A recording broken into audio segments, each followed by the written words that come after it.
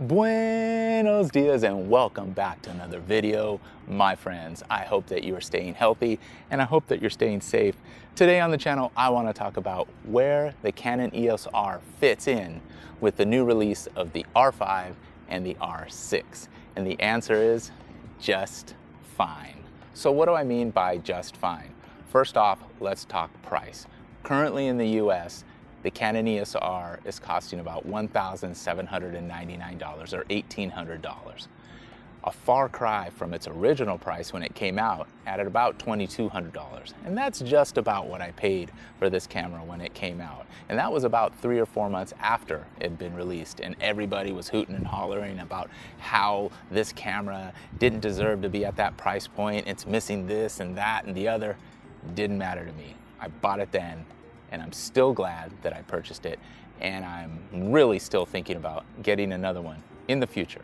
So I firmly believe in the near future, before the end of the year, between September and December, I feel like this camera, this one right here, the Canon EOS R, will come in at about $1,500, somewhere around that price point.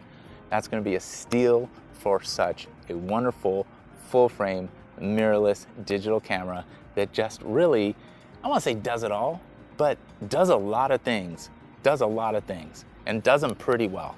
Much has been discussed online about the 45 megapixel sensor that the R6 has. And that is a whopper of a sensor, and it's going to give you some very nice shots in terms of photography. And then if you go to the other side, you have the R6, which comes in at 20 megapixels, and people are concerned that that is not going to be enough. Frankly, I ordered the R6 and I'm not that concerned. And I'm not that concerned because I still have the Canon EOS R. If I need that extra 10 megapixels, I've got it right here in this camera. And most of the time, I'll be carrying both cameras along with me. One for video, one for stills, but I can interchange them whenever I need to.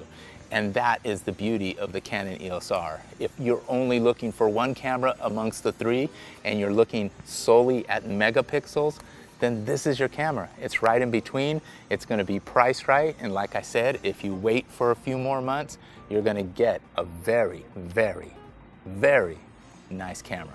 Now let me say this, I am not being paid or sponsored by Canon to say this. This is just my feelings about one camera manufacturer.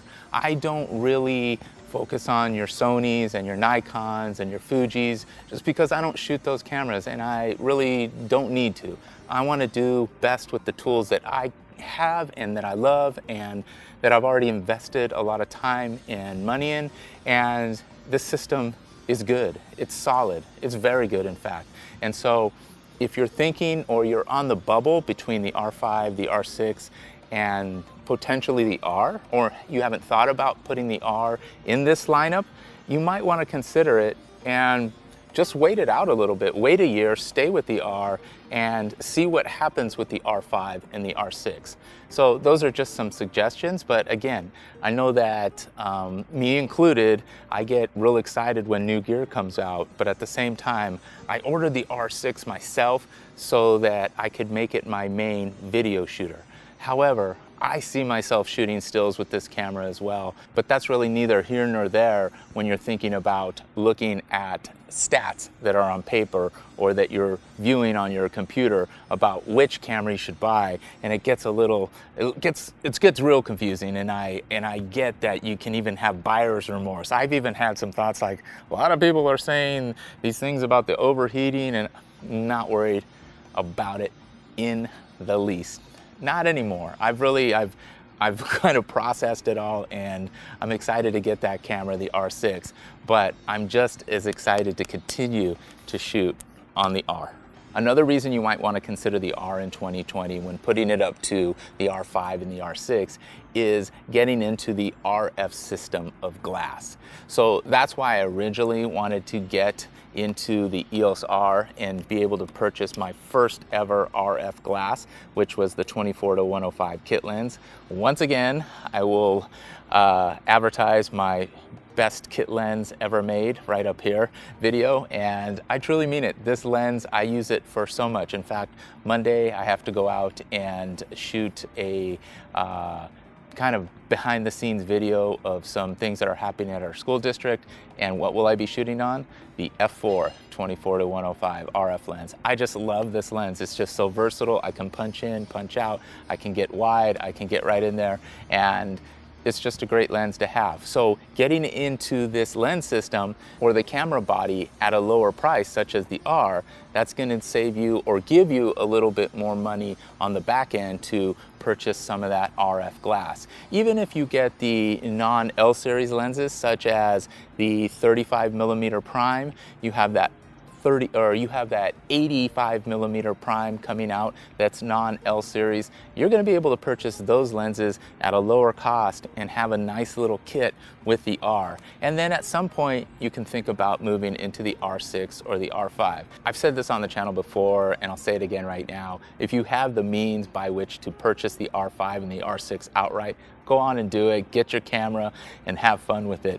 What I am proposing is, if you're on the fence about the R5 and the R6, I would say consider the R as a viable camera to get into the Canon ecosystem, or maybe you already have a DSLR and want to move into full frame the R system, then I would suggest potentially getting into the R first, and then you have a lot of other choices in terms of lenses and so on and so forth. But a lot of good discussion around this, and I've had a lot of good conversations online about having purchasing the R, the R5, or the R6. One last thing to note about the Canon EOS R, which will be encapsulated in the R5 and the R6, and that's the great and simple and easy menu system that comes with every Canon camera. Super easy to use. The next thing are the Canon colors. You're just going to absolutely love Canon colors. You hear about it all the time. It's true. Canon colors are wonderful. Next are the ergonomics of each of these cameras. The R5, the R6, and the R, their footprint is virtually the same. Maybe a little bit chunkier, maybe a little less, or maybe a little bit lighter, but nonetheless, they will all be very similar. I love the grip of this Canon EOS R. The ergonomics feel really good in the hand. The next thing, and they're well known for it, is the autofocus. The autofocus is wonderful on the Canon EOS R, and it's probably only going to be better on the R5 and the R6, but nonetheless, you get a lot of punch and you get a lot of power with this camera, coming in at, I think, $17.99, as I said, in the US. So that's another thing to consider. And lastly, you're going to have access to all the EF glass that came before the RF glass. So just one simple adapter and you're off to the races with EF glass. All right, that's gonna do it today. I hope you enjoyed this video. Consider the R as a camera and save a little bit in the budget and in the pocketbook. But if, again, you can get out there and go get the R5 and the R6, go get it. But you're not getting a bad camera at all in the R. And in fact, I think when it's all said and done, I'll probably be owning two Rs in the not near future, but certainly in the future. All right, that's gonna do it. Please subscribe if you're not subscribed. I would appreciate you joining the Buenos Dias Imagery family. Comment down below and let me know what camera you're considering and why you're considering it. Leave a like if I provided you any amusement, any deferment from things that you had to do today. I apologize, but I'm glad you joined me today. And finally, ring that bell to notify you of new videos when they're released. All right, that's gonna do it. Until the next one, love y'all. Peace.